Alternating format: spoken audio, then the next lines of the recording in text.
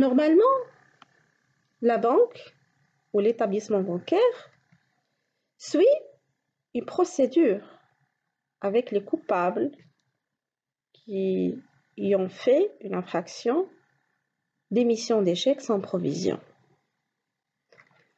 Normalement, l'établissement bancaire qui est en même temps tiré, qui a refusé, bien sûr, le paiement d'un chèque pour défaut de provision suffisante, doit enjoindre au titulaire du compte, c'est-à-dire il faut qu'elle demande au titulaire du compte de restituer à tous les établissements bancaires dont il est le client les formules en sa possession et en celle de ses mandataires et de ne plus émettre pendant une durée de 10 ans des chèques autres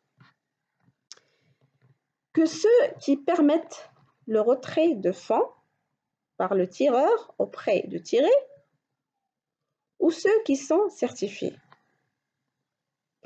L'établissement bancaire tiré en même temps, on informe dans le même temps les mandataires de son client. Donc, l'établissement bancaire, il va demander à son client qui est coupable dans une procédure contre lui pour émission de chèque sans provision, il va lui demander de restituer, bien sûr, le chéquier, toutes les formules qui sont en sa possession, et dans ce cas-là, c'est une personne, il devient interdite à émettre des chèques pendant une durée de 10 ans. Mais, bien sûr, il y a une exception à cette règle. Le titulaire du compte peut recouvrer la possibilité d'émettre des chèques. Il y a une exception. Il peut y avoir cette exception, un droit en régularisation, un droit de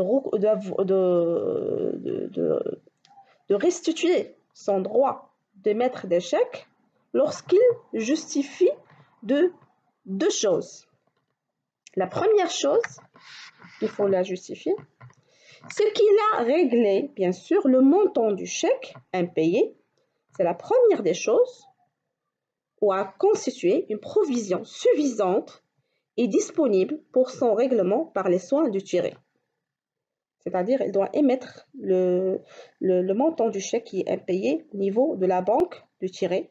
Ça, il faut le justifier par un document qui justifie qu'il y a les provisions nécessaires. Deuxième chose,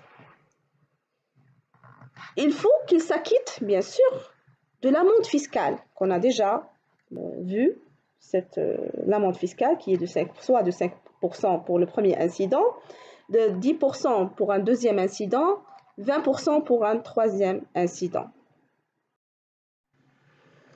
Une autre sanction peut être appliquée par la banque, d'après le code de commerce, des formules de chèques autres que celles qui sont remises pour un retrait de fonds par le tireur auprès du tiré ou pour une certification ne peuvent être délivrées au titulaire d'un compte ou à son mandataire pendant 10 ans à compter d'un incident de paiement relevé au nom du titulaire du compte pour défaut de provision suffisante lorsqu'il n'a pas été fait usage de la faculté de régularisation. C'est-à-dire que la remise des formules, c'est-à-dire les chéquiers pour le retrait des fonds, d'autres formules de chèques sont interdites à ce propos, y compris les chèques, bien sûr, les chèques certifiés.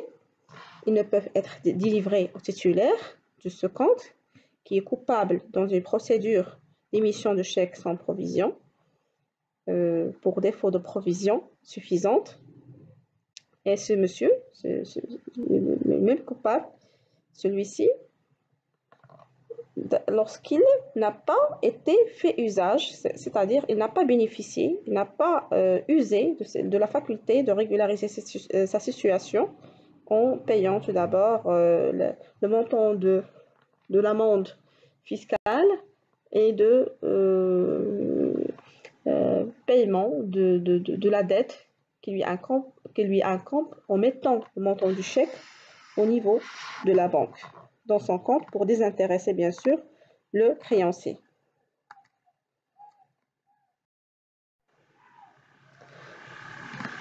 Normalement, dans une procédure qui concerne l'émission de chèques sans provision, le tribunal de commerce est tenu d'informer Banque al-Maghreb par extrait de la décision portant interdiction. Dans ce cas-là, Banque al-Maghreb, qui est la banque centrale, doit à son tour informer les établissements bancaires de cette interdiction. C'est-à-dire que le coupable n'a plus la possibilité d'émettre des chèques soit dans la banque dont il est déjà client, soit dans d'autres banques, d'autres établissements bancaires. En conséquence de cette interdiction, tout établissement bancaire informé de cette interdiction par Banque al-Maghreb doit s'abstenir de délivrer aux condamnés à ses mandataires des formules de chèques. Maintenant, je vais vous parler un petit peu d'un autre moyen de règlement,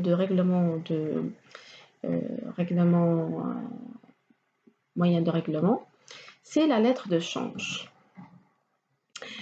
La lettre de change, d'après une définition classique de la lettre de change appelée encore traite, c'est un écrit, c'est un document qui est écrit par lequel une personne appelée tireur, qui est en même temps créancier, c'est-à-dire ayant un droit de créance, donne l'ordre à une autre personne appelée tirée de payer une somme déterminée à une date déterminée, qui est la date d'échéance, à une troisième personne appelée bénéficiaire. Normalement, la lettre de change met en présence 3 personnes. Tout d'abord, le tireur, qui est le créancier, le tiré et le bénéficiaire. Il faut mettre en tête que le tireur peut être lui-même le bénéficiaire.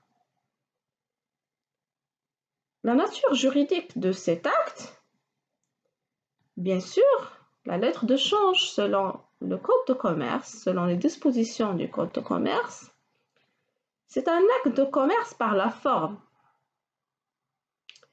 Quelles sont les fonctions de la lettre de change d'après le Code de commerce? À part qu'ils sont des moyens, les lettres de change, ce sont des moyens de paiement. On peut les utiliser pour payer une dette, c'est en même temps un instrument de crédit qui peut permettre aux commerçants d'avoir le délai nécessaire pour payer les fournisseurs.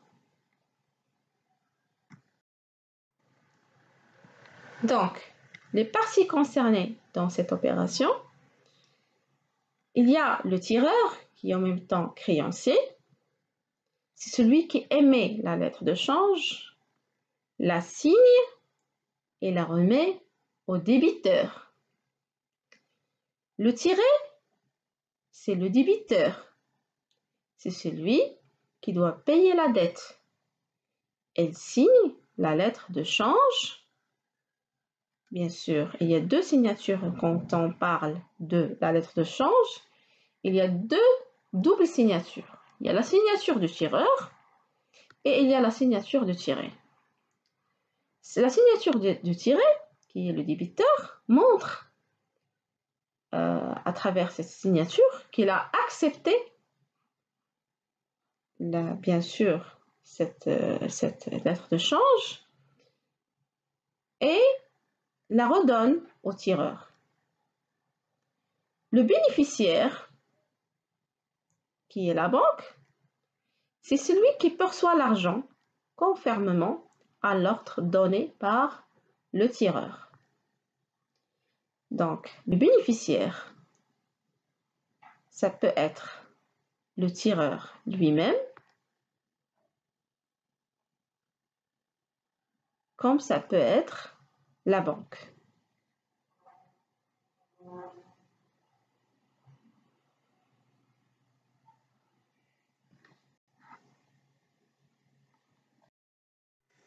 Permettez-moi de vous présenter le schéma suivant de l'opération de la signature de la lettre de change entre le tireur et le tiré, le tireur qui est le fournisseur créancier et le tiré qui est le débiteur, et ce, au profit de bénéficiaire.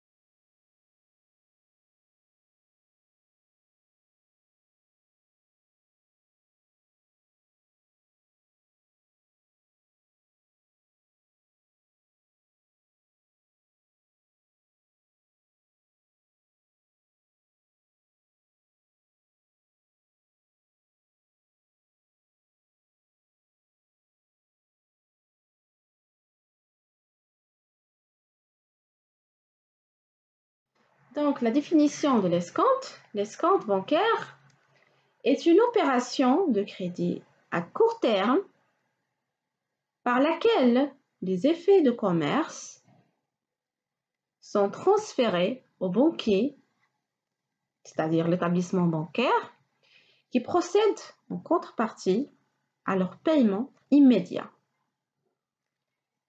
Mais la contrepartie, qu'est-ce qu'elle reçoit? La banque, elle reçoit des intérêts et des commissions sur ce crédit qui est à court terme. Donc, pour s'assurer, pour qu'un créancier qui est propriétaire d'une lettre de change, pour s'assurer d'avoir la liquidité disponible, il peut recourir à ce genre d'opération qui est l'escompte au niveau de son établissement bancaire pour pouvoir éviter le risque de ne pas avoir la liquidité nécessaire pour le fonctionnement de son entreprise.